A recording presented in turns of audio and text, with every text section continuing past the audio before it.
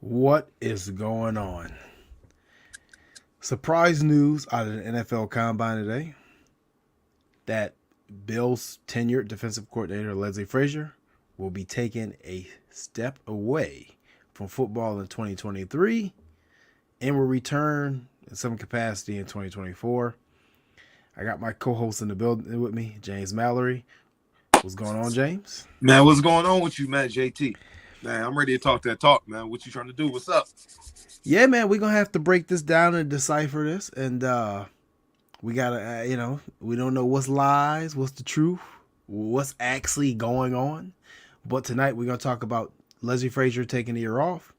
Sean McDermott is running the defense currently, so we got to talk about what he's looking for. We got a couple clips from you guys tonight, too, from I Am Athlete, Brandon Marshall's reaction. We have clips from Sean McDermott's reactions from the NFL draft combine, and a little word from Brandon Beane. But weird day in Buffalo today at the end of February, something unexpected. Leslie Frazier taking the year off. But you know who's not taking the year off? Us. And we'll be right back.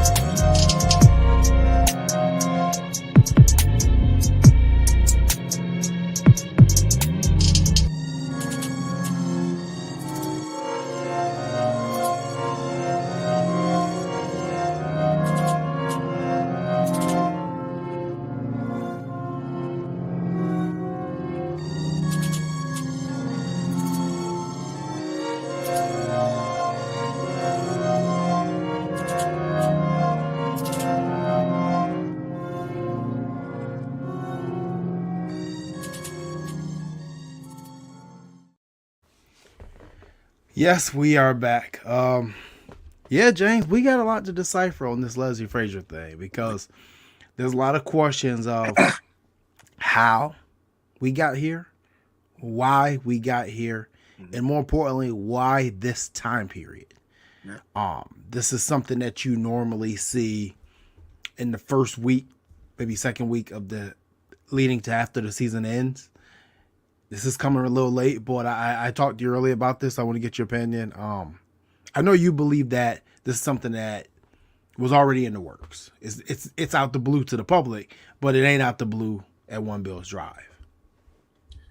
Yeah. So me personally, I think this is something that probably has been brewing, has been discussed. For whatever reason, he's stepping away. Let's hope that he's healthy. Let's hope that everything is going well on his end because people think about it from a football aspect. It's a human aspect to it too, right? Let's hope that he's healthy and everything's okay with him, number one, right? But just talking from a football aspect, the Bills are usually not caught off guard. They're very strategic on how they move and how they do things. Right. They're always a step or two ahead. This regime is. So, to me, it's something there. Was he asked to take maybe a reduced defense coordinator role? Was he expected to allow some of his assistants to have more input when it came down to game day decisions? Did they want to tweak some certain things that he maybe didn't feel comfortable with? We don't know. It's all speculation. I think that they were aware of this. The timing is kind of funky too. Combine, right during the combine. Me personally, I think they already knew something was happening. Yeah, I mean, like I said, from a personal standpoint, I agree with you. Let's hopefully that, he's healthy, everybody in his family healthy. Reiterate what you said. Yep. Somehow, some way, this does not seem to have that type of feel to it. To me, it almost feels like, and somebody put it on social media, I don't remember who put it. They were like, this is a nice way of saying you're fired, but you've done so much for us and we respect you so much. We're going to let you save face. It's almost like having an employee and instead of firing him, you let them resign in a way. Yeah. Right? This is something that many of fans called for after the Bills exit from the playoff versus the Bengals this year. And to be honest with you, I'm not necessarily for it. If Sean McDermott's going to call the defense, then we're going to talk about that. I'm not totally against it necessarily, because if this is your defense that you're going to run, because we realize that the 4-2-5 is not a defense that Leslie Frazier ran in any of his tenures as a defensive coordinator. And we do realize that this defense was nowhere near aggressive as Leslie Frazier used to run his defenses, whether it was Minnesota, Cincinnati, or other stops along the way. If McDermott's going to run it, then fine. I'm okay with this move, whatever. But I still believe that the spotlight from the Bills' playoff exit again is being put on the defense when this offense was completely atrocious for the better part of the second half of the season. It was inconsistent. It was a lame duck offense, and the much hated Jerry Sullivan said so as much, and he was absolutely 100% right, even though he was out of line with his comment. But either way, we're going to talk about the defense. The offense we'll get to later this week. Why now? I think that's the question everybody really wants answered. Why now?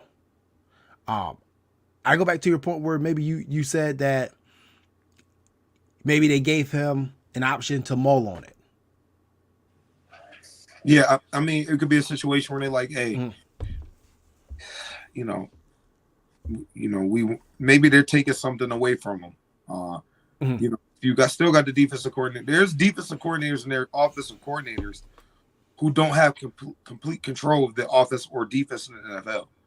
Right. Maybe it was going to a situation like that. Could be. Who knows? Where he's maybe more of a run game coordinator than a defensive coordinator or a pass game coordinator instead of a defensive coordinator. We never know. It could have been a situation like, hey, let us know what you think about it. Take some time to think about it. Take all the time you need. Let us know. Yeah, I mean, it's just interesting. Like I said, it's interesting. And before we go too far, I actually want to play the actually, no, we'll keep talking right now. I want to play the clip from Sean McDermott and Brandon Beane pretty soon here. Brandon Marshall from I Am Athlete had this to say, a former NFL receiver. He pretty much said it's over for the Bills, and this was his explanation when it came to the topic of Leslie Frazier and him stepping away football from here. It's over for Buffalo. It's over. Telling you. Yeah. That defense, nice. It's the coach. Yeah. You can keep his scheme, but you can't keep his leadership. Yo, let me go talk to this player like this. Let me go meet this one where they're at. Let me go challenge this one. Let me cut this one. What you doing? So you can keep his scheme.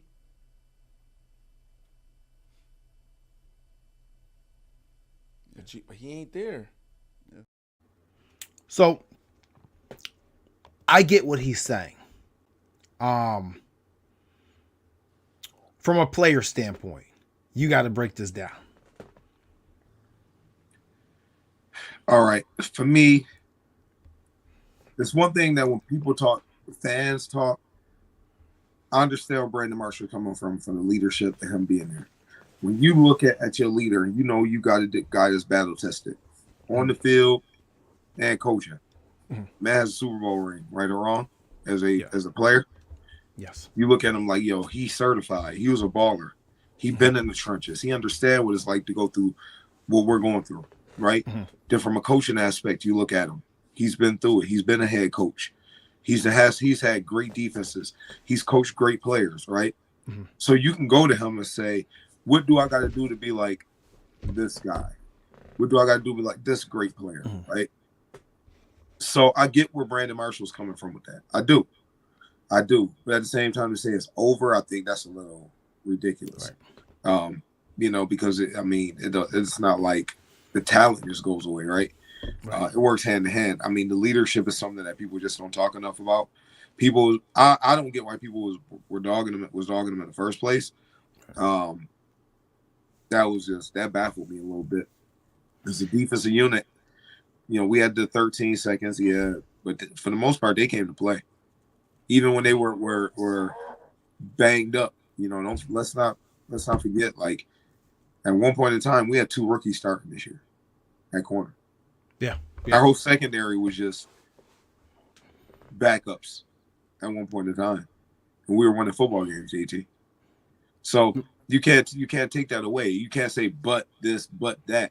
If you want to put the blame on them, you got to give them the credit as well. You can't just pick one end. Well, they were bad. It's his fault. Well, shoot. What about the time when they were good? When these young guys who had maybe 2 games of starting experience all combined was playing in that secondary, right? So I do get it. And he when he's saying that, he's talking about the leadership and the guy that you look up to, who's been in the trenches on the field and also been through as a coach. That's going to, I think that'll hurt a little bit, and we'll get more into it. That's why I think it's crucial you bring in somebody that's a strong leader who's going to be making that defensive call, and then also a strong leader on the field, which we'll get into. So when it comes to Leslie Frazier, and I think I've said this before, right? Every fan base seems to have that one player or that one coach or something that's going to be your punching bag for the majority of the time period. You're waiting for something to go wrong to literally punch this dude over and over. And I've said it before and I'll say it again.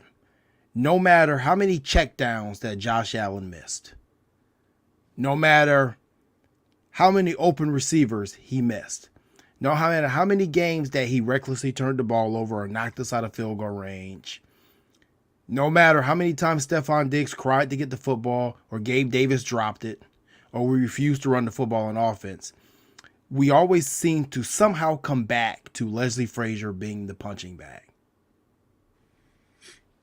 Yep.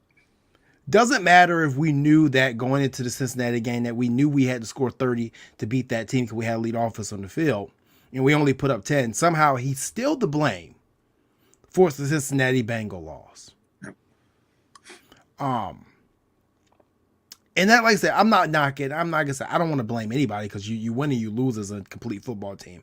I just feel that Leslie Frazier gets more blame than he got credit for running a top 5 consistent defense for the majority of his time in Buffalo. And we have to remember he ran a top 5 defense while Josh Allen was developing, which helped Josh Allen develop. Absolutely. Okay. It baffles me, man. It does, because I feel like the man is like ultimately extremely disrespected for the job he did. So are we going to judge him completely off because he didn't stop the Chiefs offense? Well, hell, nobody has in about 5 years. Okay. Sure. Are we going to judge him because he didn't stop the Bengals offense? Well, hell, nobody really did either. They went to Super Bowl last year and the Chiefs won this year. So if those are the games that we're gonna rake him over the coals for, then fine, do that. But you better rake the other 30 defensive coordinators or 31 defensive coordinators over the coals too. Because guess what? The Chiefs couldn't stop the Eagles in the first half of the Super Bowl this year. And guess what? The Eagles couldn't stop the Chiefs in the second half. And those guys are getting jobs, head coaching jobs. And honestly, if Leslie Frazier was about 10 years younger, we probably would have lost him already to a head coaching position. Absolutely. He got hit with age biased a little bit. And that's really what happened to everybody's going younger in the trends. But neither here or there with that. That's just my personal feeling how Leslie Frazier was treated by a lot of Bills Mafia since he's been here. Ultimately, I disagree with Brandon Marshall about it's over. Like I said, could it be over real quick? Yeah, because think about it. We could possibly this offseason lose Leslie Frazier, which is a major leader in that locker room. Like, I've talked to plenty of players that says Coach Les is that guy. He's a mentor. He's a calming guy. He helps these young kids out, okay? And that's not just on the defensive side of the ball. That's also the offensive side of the ball, which can be very rare. That's how well respected he is, okay? But you could lose Leslie Frazier, you could lose Tremaine Edmunds, you could lose Jordan Poyer, and you could also be forced to trade Ed Oliver with the current cap situation. As they say, this ish could get ugly real quick. Yeah, you got to go get leaders. Like right now, it's very important. You go get guys as strong leaders. Because outside even Leslie Frazier, right?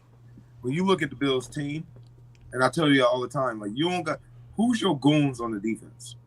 You have any? Who's your guys to get up in people's face like, hey, we here?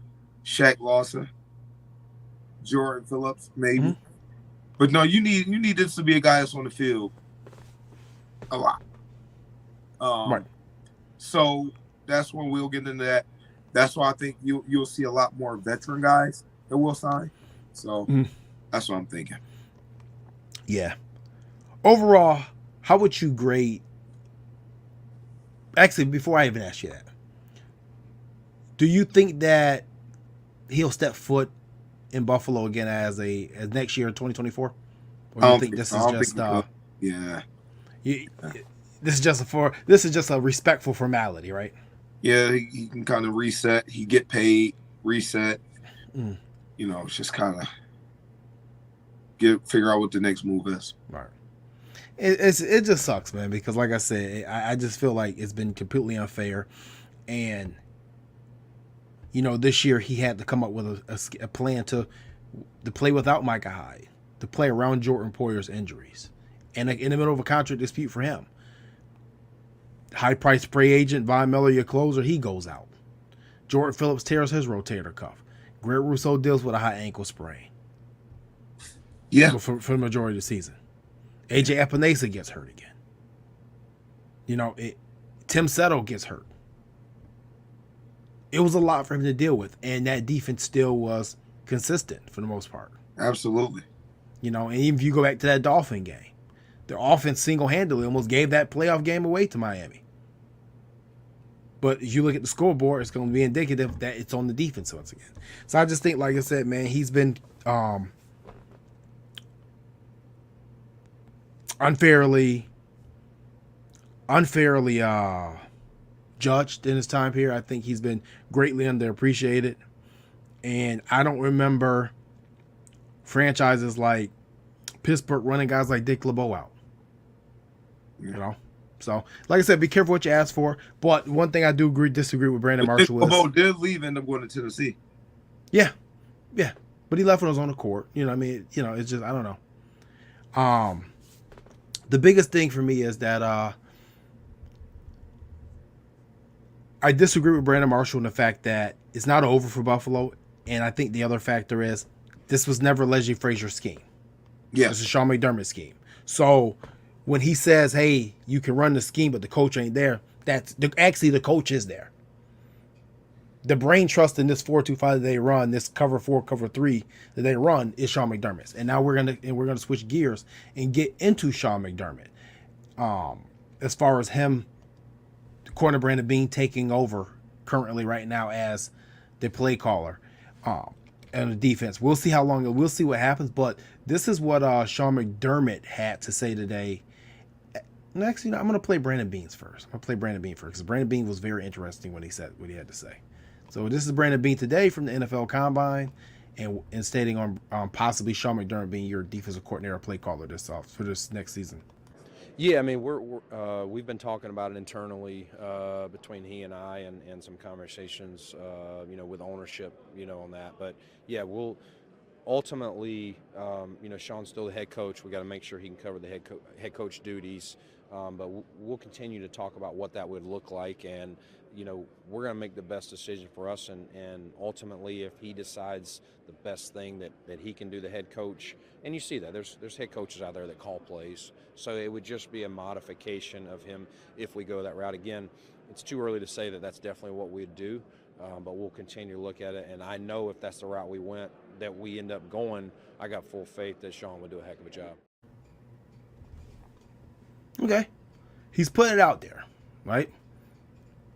It seems like he said this is something we talked about internally. This goes back to your point that this is something that wasn't just brought up this week. If they talked about it, it's not one talk. they talked about it. I mean, there's been multiple conversations. Yeah. Leading to when you think? When do you think these conversations possibly started? The week that the Super Bowl week before? After the Super Bowl. Or after they got knocked out. That next week they had those conversations. Mm-hmm. You know, take a step back, tell them to take a step back, evaluate things. This is what we're thinking. I think that's what happened. They weren't going to fire him. Too much respect for him. Yep. He's done way too much with a scheme that's not even his. He's meant way too much to a lot of players. Like I said, it's been a joy to be able to talk to a lot of players that I've talked to the last couple of years. And the first thing they say is how much they respect Coach Leslie Frazier. Absolutely. And it's not just it's not just in Buffalo, it's across the NFL. So, but neither here nor there. We'll see what happens with him next year, see where he ends up. I agree with you. I think that this was a formality to say, hey, listen, get paid through the year, take a year off if you want, reset, and we'll release you from your contract next year. Yep. All right. Sean McDermott. And when you say ownership, that's where the money part comes in. If he does step away, will we still pay him?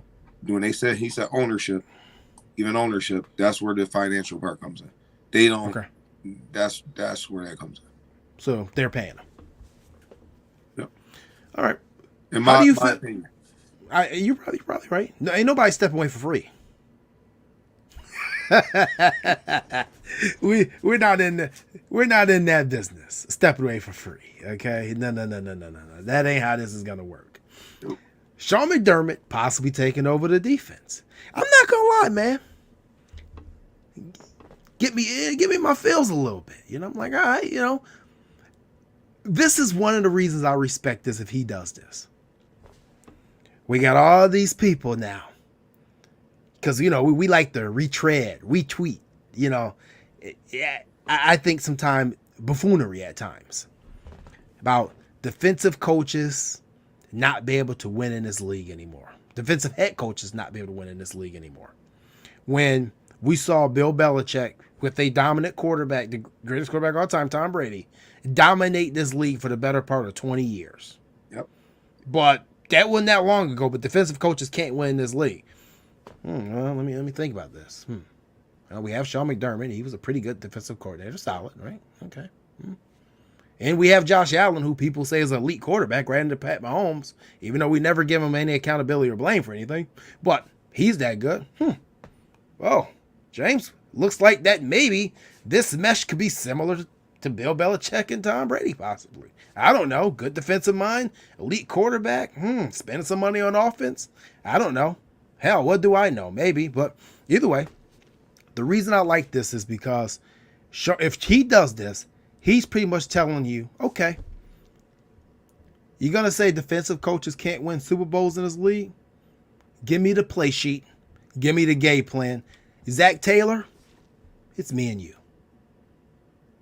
Andy Reid, it's me and you. We about to go play for play. We're going to match wits. I'm not handing this down to nobody. If I'm going to go down with the ship, and I'll be honest with you, this move, and I'm going to ask you about this. This move may seem like his seat may be getting heated up a little bit. I don't know. It's possible. What you thinking on this, man? I don't think that's the case. I don't think the Pagulas will ever get rid of him unless it's just bad. What I think is like, and I look at it from a coaching aspect, like, listen, nobody gonna run my defense like me. It could feel like that for him at times. Okay. Like, hey man, listen, let me do this, man. Let me bake this cake. You know what I'm saying? So he probably thinking that, but I don't think he's gonna have his input. I think somebody else will ultimately call it. Who you picking right now? If you had to hand pick one of those dudes, because I think that they've pretty much signified they ain't going outside. And there's no one that's not within these doors right now that's going to be calling these plays next year if it ain't Sean McDermott. I don't think you can at this point in time, because it's like, if that's the case, that means you're going to change up some things on defense and your whole scouting process changes, right? Like, who you looking at the combine, what you're looking at the combine, what you're looking at, or what you're looking for in free agency. because you're looking for different type of players that fit different type of schemes, that fit different kind of needs, right? Mm-hmm. So I don't think you can do that right now. I think you know it's going to look similar,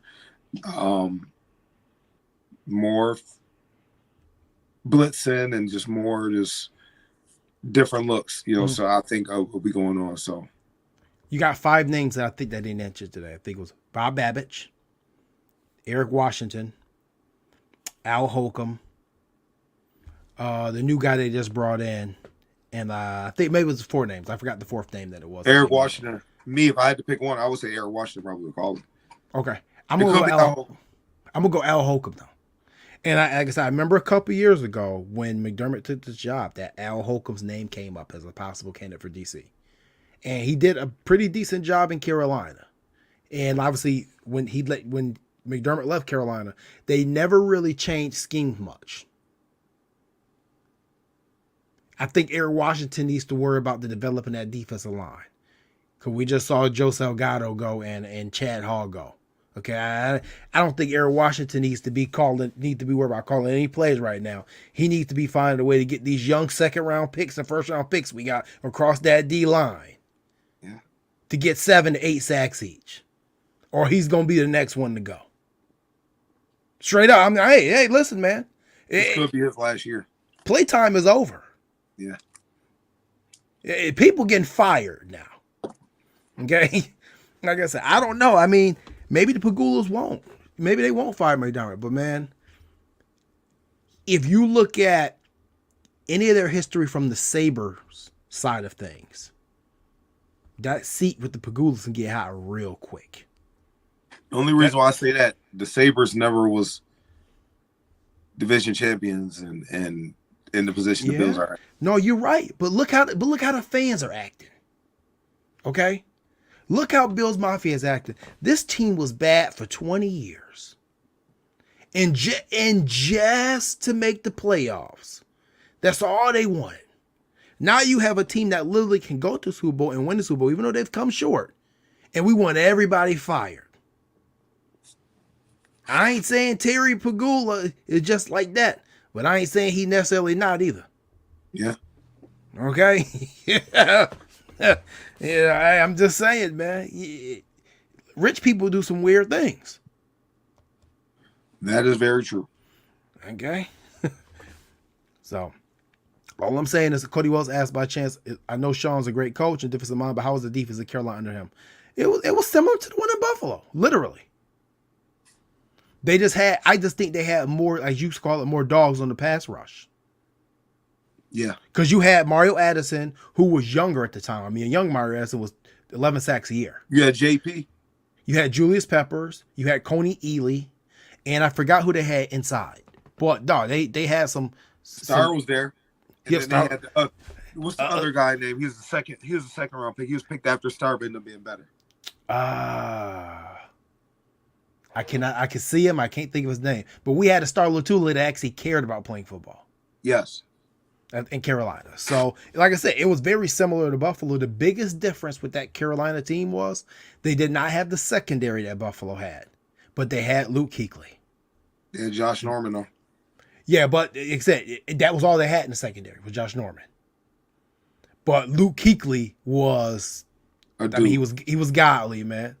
Kawan Short, thank you, Eric Humphrey. That's who it was. Thank you, Kawan Short. Yep. Thank you, I appreciate it, brother. That's exactly who it was. I could see his face, I just couldn't think of his name. So, yeah, I mean, but then at the same time, when Sean McDermott had to run an aggressive blitz defense in Philly, he got fired. I just want to bring that up. That defense in Carolina was not very aggressive. It was actually less aggressive than Buffalo, in my opinion. They didn't blitz. They still ran the platoon defensive line. I'm fine with playing the defense we play. I don't need a super aggressive defense because with that, you give up. You susceptible to give up huge plays. I'm not a fan of the aggressive defense, me personally. Right. Because we hold teams inside the 20, 25-yard line very well. Yeah. And that field gets cadets. But listen, this is what Sean McDermott had to say about this. And I want you to read his body language. Have you seen the clip today when he was talking about this? I have not. Okay, so I want you to read his body language. To me, it like, man, he's kind of chomping at the bit a little bit. Just this is what Sean McDermott had to say today about the situation. Sean, about the defense, whether Leslie was going to come back or whatever role it is there something different you want to see, whether it's philosophically or the way you execute from your defense next year?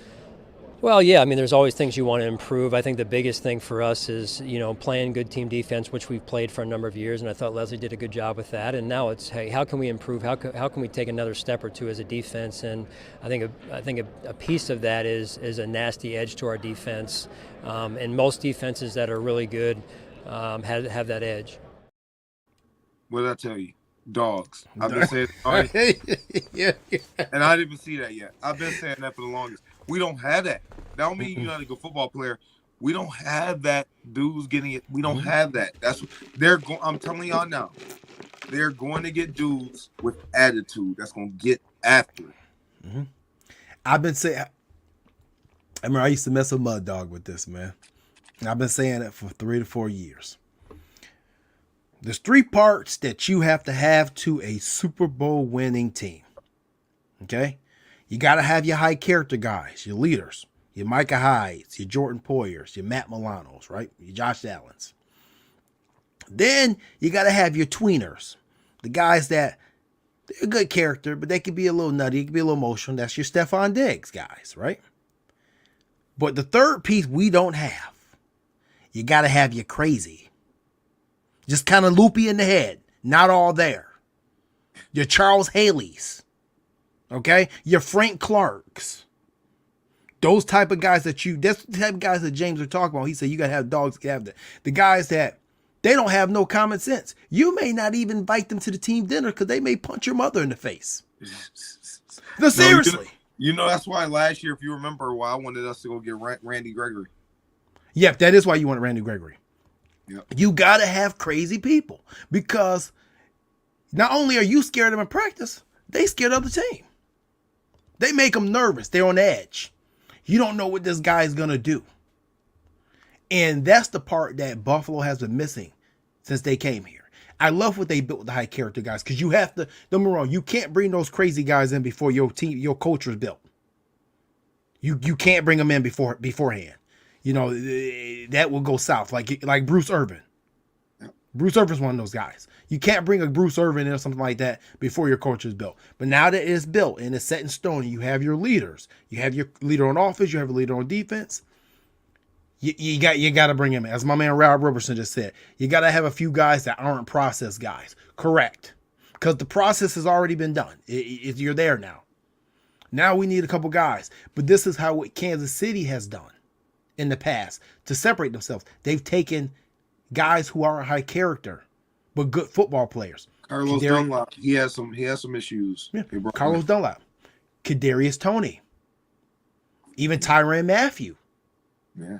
You know what I mean? Willie Gay. Willie Gay's crazy as all hell. He is. Willie Gay is crazy as all hell. And guess what? They have Nick Bolton as the high character guy. The IQ guy is going to carry everything out. And Willie Gay is just the nutty one. We don't have that. And that's what's separating them. Like the Eagles, Fletcher Cox ain't necessarily a high character guy, man. You go look up Fletcher Cox for the things he did. He's not high character. Gardner Johnson, he wasn't a high character guy either necessarily. He didn't got punched more times than I've seen him on the football field because of things he's done. So you have to have these type of guys. So and I think this draft process may be the most different draft process that you've seen since McDermott and Beane have got here. Those guys that they would take the name and throw them right off the draft board may be right at the top of the damn draft board this year. I think they'll take a swing on one, maybe two. But maybe more than that, nah. No. You can't bring too many at one time. And it's like a daycare. You can't have too many badass kids running around, or you can't keep up with them all. You can't have too many Tommy Pickles. Tommy Pickles wasn't bad, man. Tommy Pickles was the turnip specialist, man. He was the, you know what I mean? You gotta have some Chuckies there. Yeah, that's the problem. We've had too many Chuckies. We've had too many Chuckies, man. We got Phil, Lil, and Chuckies, man. We need some Tommy Pickles. You're right. Fine, I give you that one. So, no, man. Like I said, I'm okay with this, and it kind of excites me a little bit because he's done playing games. It seems to me, his body language to me said no more. And even if he's not calling the plays, if Al Holcomb or Bob Babbage or one of these guys are calling plays next year, his input is going to be so much more than what it was. Because if you guys don't know what his input was this season, it was pretty much him and Leslie Frazier sat down every week and they installed the game plan together. But Leslie Frazier called the plays. McDermott kind of stayed off of that, the play calling during the games. He's going to have more input this year for sure. Yeah. And like I said, I don't know for sure if he's on the hot seat. I don't think any of us knows. We haven't heard from the Pagulas in months, really, or a year. But if he feels his seat is getting warm, he's gonna go out swinging, and that's the type of guy that I'll fight for. I don't think his seat is warm at all. I think it's cold. It's cold as ice. But what I think you might want to say is there's a sense of urgency in the organization. Okay, we want to win. I think the seat is cold as ice. I don't think it's even somewhat warm, right? I think it's a sense of urgency. There's urgency to win. Super Bowl. It's urgency. So I said I'm all for it. If this is what they feel is going to take this team to the next step, fine. Like I said, I there hasn't been an off season yet that outside of their first true off season where they were purposely tanking, okay, to get their quarterback. There hasn't been an off season yet that Sean McDermott and Brandon Beane have not attempted to attack their flaws. So why people would sit back now and say, oh, they're not going to do anything about this, they're not going to do anything about that. When have they ever sat back and not done something about something they felt was flawed? Yeah. When? I mean, I'm not saying they've always made the right moves. I'm not saying they've already brought in the right players, but they've never sat back. If they needed a running back, they went and drafted two. They needed receivers, they went and traded for Diggs. You signed Beasley, you signed Brown. You drafted Gabe Davis. If you needed a tight end, you trade up, you got Dawson Knox. When have they ever sat back? Yeah. So why do we think they're just gonna sit back and just say they're not gonna let everybody just surpass them? They say, oh, we got cap issues. Bye. Good luck. Right. No. They've never done that. Like I said, they missed on some of the Mario Addisons, the Trent Murphys, and things of that such. I ain't gonna say they got everything right, but they damn sure tried to get it right. That stands for something. Okay? Last year they said they need a pass rush. They went and got Von Miller for $120 million. Was it risky as hell at his age? Absolutely. Is it still risky? Yeah. We can lose this Von Miller signing very badly, because if this does not work out, Von Miller can possibly cost us Tremaine Edmunds, Jordan Poyer, and Ed Oliver, just because of the money we allocated to it. That's just being realistic about it. I'm not blaming it. If I had to go back and do it again, I'm going to do it again, though. But I'm just saying, yeah, this is risky. So, but either way, man, I mean, that's the situation there. And that brings us to our last topic of the night. I know we were supposed to do the offensive preview tonight, but obviously with all this happening, it just brought us back to defense. We're going to try to get on air one more time this week. We're going to try to do a 2-for this week. Yes, sir. Just do the offensive profile. And then I'm going to start reading some of these comments too. When we get towards the end here.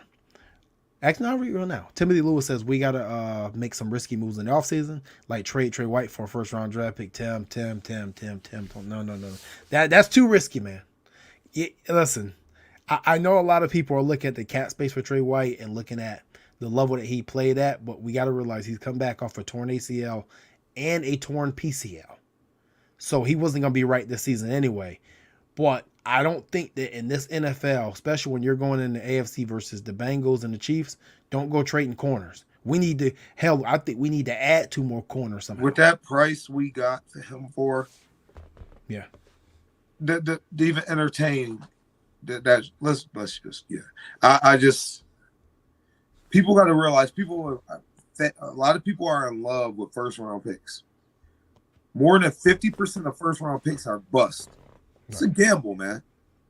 It's a gamble. More than 50% of first round picks are bust. Yeah. And you may need Trey because at the end of the day, you may have to move Benford back to safety. That's something no one's talking about. Brandon Beane mentioned again today about drafting a player that was a versatile player that could play corner and safety and slot. He said we drafted one last year in Christian Benford. Another nugget again today. Yeah.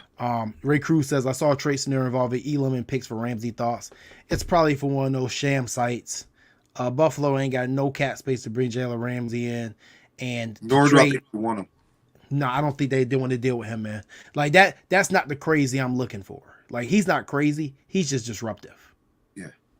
And as a Florida State Seminole fan, honestly, a huge force. I'm disappointed. I'm very disappointed in dude's actions. He's not a leader. He's a me guy, and honestly, I can't stand him. But no, Tim says I don't trust the injury situation. May take him another year to get fully recovered. He was almost fully recovered by the end of the year. He looked better and better as the weeks going on. I mean, you think that Trey White's probably fully back now? Should be close to, right? He's probably more confident right now than ever. He like, oh, I'm good. Yeah. So let's see. Okay, so we want to talk about possible Tremaine Edmunds replacements in free agency. Yep. Now we both picked a guy tonight, a linebacker that the Bills possibly could sign that could possibly replace incumbent free agent Tremaine Edmunds, because as the time goes by, it seems to me that it's getting less and less likely that this is going to happen, in my opinion. Matter of fact, how do you think that this Leslie Frazier situation now affects Tremaine Edmunds? Does you think it has, or does it have any effect at all? I think it does. Okay. Because when you really look at it, right? Mm. That was his guy. That was his guy. Leslie Frazier was a Tremaine Edmunds guy. Mm. Right. He's a fan. I don't think they're gonna sign him back. As I sit here and I think about it, honestly, JT, I just don't think they're gonna sign him back. I think it does impact. I think he was gone anyway. Uh-huh. Like the more every day that went by, I lost more and more faith. Right. So I just don't think they're gonna sign him back, especially with Leslie Frazier gone. They'll probably be like, you know what, we bring in another middle linebacker as well. Yeah, I mean, and you know what? And that's nothing to think about it. Maybe that was just trying to broke the camel's back. Maybe he was informed of this. We're not bringing Edmunds back, and that's his guy. I don't think they were connected, me personally. I think it was a situation where they offered Tremaine some money. Tremaine is going to get paid. Oh, he's about to get paid handsomely. And he deserves it. If you put his resume up on the screen and say, this guy is going to get $19 million a year, nobody, if they just look at the stats, will argue it. Right. All analytical people and people that's on analytics. So that's me. I think he deserves it. Go get it. Ray Cruz says it's getting up to close to $20 million for Edmunds Deuces. I agree. I mean, at this point, you can't afford it. CR says McDermott wants his Luke Kuechly. You know what? I don't even think he wants the Kuechly. I think he's to the point where he realizes you're not going to find no Luke Kuechly. Man, that's one of the best middle linebackers ever played football. Yeah, I don't think. You know who I got to meet this weekend too? It was pretty cool. Jack Ham. Former Pittsburgh Steel linebacker. I had to meet Jack Ham. Before I get off, I actually want to give a shout out to the Legends and Stars. I had a great time at the Batavia Downs this weekend again. If I saw a couple of you people there, if anybody was in there, you saw me walking around there, doing fan interviews and stuff. But a lot of great people there this weekend. Got to meet the great Derek Coleman, the boxing champ Larry Holmes, yeah, Jerry Cooney, Ray Boom Boom Mancini. Got to talk to my guy Peerless Price, who I always wanted to meet, one of my favorites. I actually got to talk to Naeem Hines this weekend. I got to talk to him, chat to him for a second, and he said that all he needs is one off season, and he's ready to go with this team for sure. He'll be more into the playbook, more into the scheme. So, it was nice to see a lot of those guys. But like I said, shout out to Brian Burke and Legends of Stars, and those guys had a great time again, and I can't wait to the season schedule come out and the Bills bye week, and they were going to do it again. But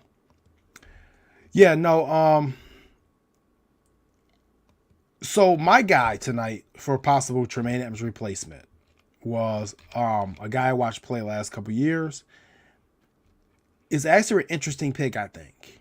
A very underrated pick, but he's going to get coveted on the market, not as coveted as Tremaine. I picked Jermaine Pratt from the Bengals. And the reason I picked Tremaine is athletically wise, he's one of the linebackers that can match up athletically with Tremaine Edmunds. Obviously, he's not 6'6", 255, but he is 6'2", 245. He still runs a 4.57 where Tremaine runs a 4.54. This is a guy who, in his work stints with Cincinnati, played extremely well. To the point where they had to put him on the football field because he was just a backup to Logan Wilson before Wilson got hurt a few times. But last season alone, 99 tackles, 4.8% missed tackle rate. Obviously, we know Tremaine Edmunds had a 1% missed tackle rate. Yep. My biggest thing was his pass coverage. He was targeted 40 times last year. Only he had 25 receptions. But the QB rating when targeting him was 62.1. The guy can cover. He can run. I think that would add a different dynamic. Another guy I would look at, like I said, there's other linebackers too, like Deion Jones, Levante David. But I want to get to your guy, who you think and why you think that guy should replace Tremaine Edmunds. I'm going to go with Bobby Wagner. All right.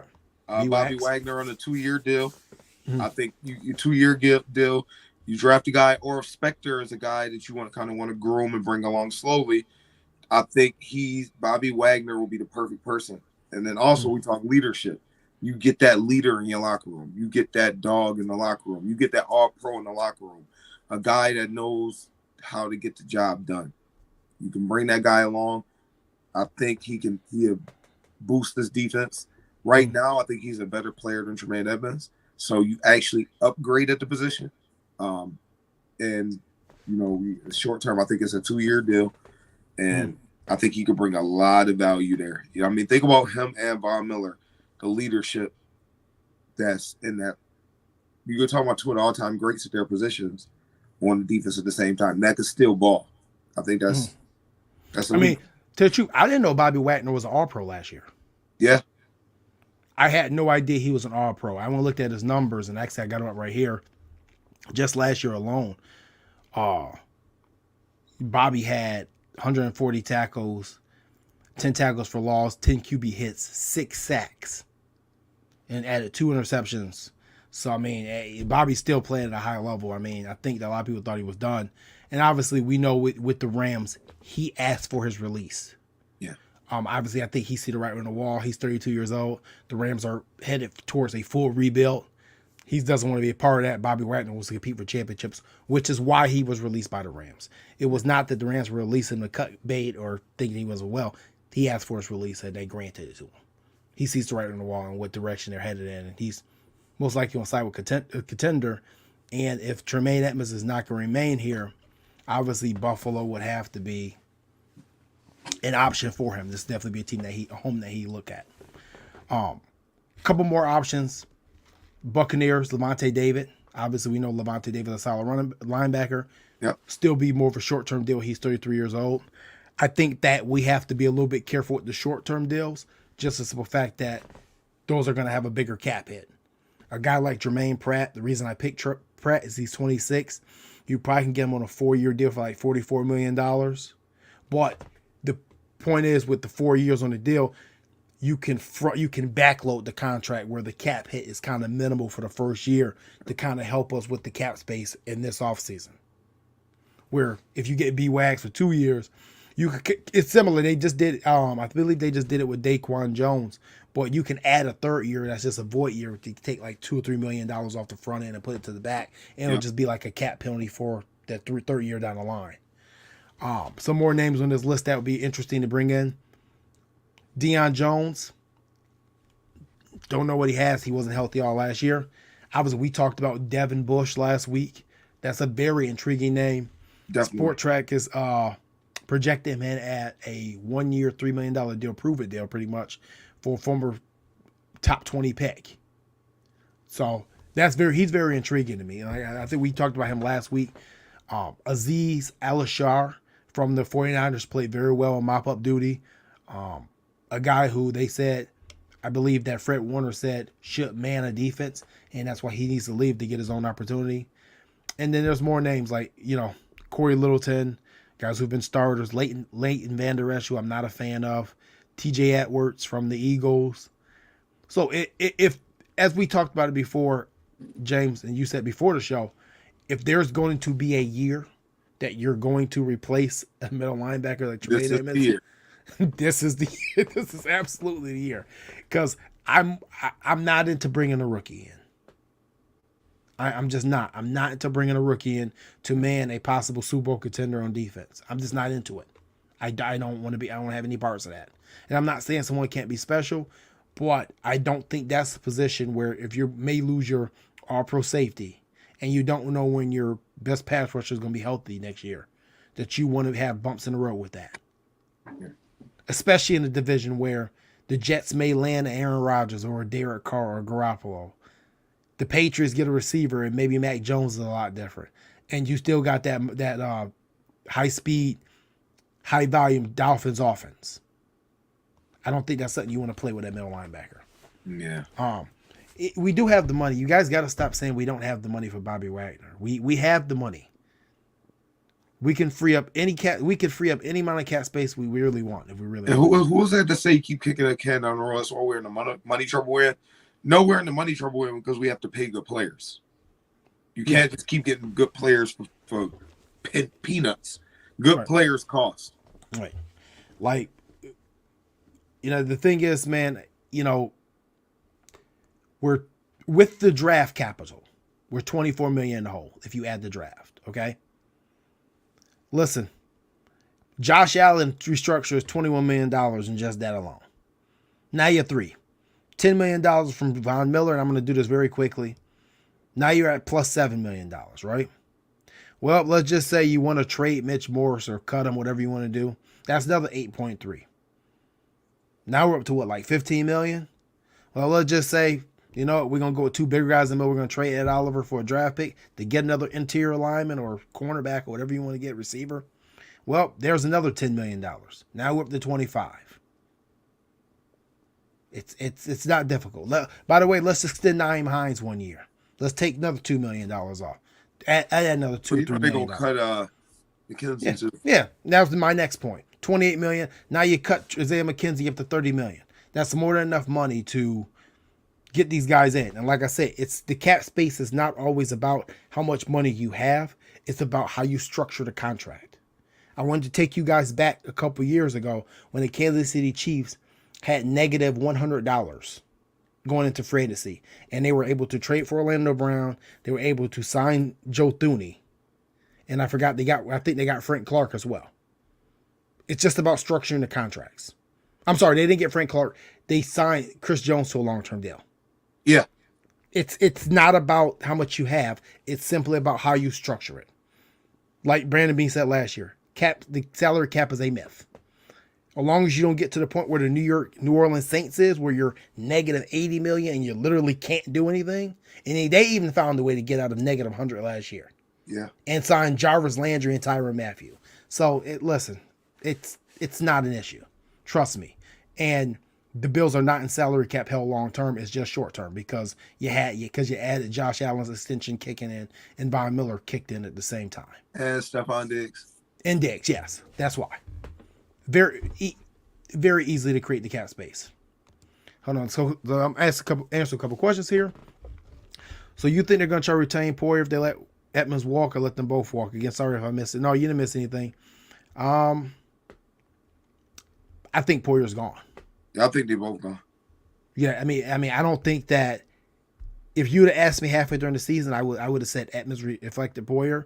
But even if Edmunds is not back, I think he's gone. I think they're going to try to go younger, get more athletic, or you're going to simply slide Benford back to safety. Jabril Peppers, and then draft somebody in the first 2 rounds of safety. Yeah. You cannot keep going through without drafting a safety high. We have not drafted a safety high. First 2 rounds, they're going to draft a safety. You have to.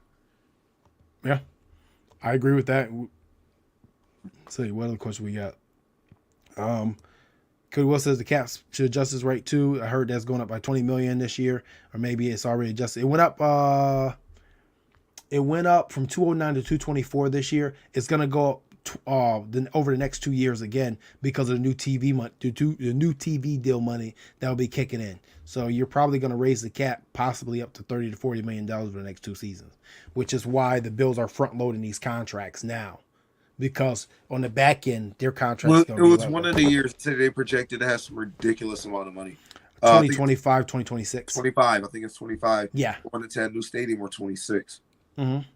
So it's lined up with everything. They know what they're doing with the cap space. We got a billionaire owner that can make a difference by signing checks like he did, signing bonuses, but it's a contract. Yeah, I mean, like I said, it's not a problem. The salary cap's not going to be an issue. Kyle Yeager says Poyer is gone. I totally agree. I think that it's over. Our guy Joseph says cash over cap. Absolutely. Absolutely, cash over. That should go on a t-shirt. Cash over cap. Absolutely. Let's see. Is there any more questions? I want to make sure I get to people comments and questions. We got Rob Robertson says, I think it shows how far the Bills and Edmunds are off, and it honestly sucks. It does, but this is the nature of the business, unfortunately. But yeah, any final thoughts tonight, James? Yeah, it sucks losing Leslie Frazier, but hey, we will be fine.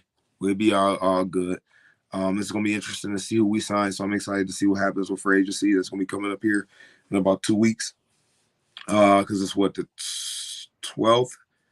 It opens up 13th. They can start talking. Yeah. So they had that draft, so they're already talking at that draft. That's where the business is going. Combine, absolutely. And that's where our business is going. It'll be interesting. So we're gonna see. We're gonna see, but we good. We good. Don't even trip. Red Cruz says signs a contract to put a dome in the stadium, pay up. That ain't happening. James brought up a good point to me on the phone yesterday. He said, do you think that maybe Buffalo done put a dome in because that the snow and the weather actually may mess it up at some point? And I said, damn, I didn't even think of that. Possible. I didn't think about that. I'm not a contractor or anything like that. So, but I will tell you, to put a dome on was $1.2 billion more than what the cost already is. I will say that. Yeah, you're right, Cody. It was Minnesota. That was the old school dome that they had. Yeah. But yeah, so if you guys are wondering about the stadium dome, it was $1.2 billion. So my final thought is, yeah, man, it hurt Susan, Coach Leslie Frazier, but I'm still excited. And I'm a little nervous because I don't know what this defense is going to look like, I don't know what a Buffalo Bills defense will look like without Tremaine Edmunds, Leslie Frazier, and Jordan Poyer. It's a little nerve-wracking. That's a lot to lose. Yeah. And if you don't think it's a lot to lose, you're kidding yourself. It is. They're going to get leaders. Everybody that they sign is going to be a leader. Watch. Yeah. You're going to get strong leadership. Yeah. So, I guess my final thoughts tonight, I just want to say,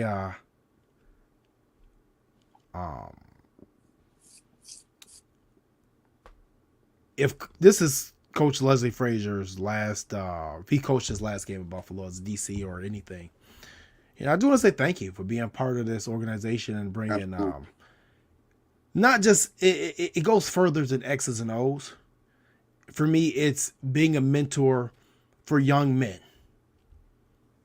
Playing in the league where they're making millions of dollars, a lot more than he made when he played at that age.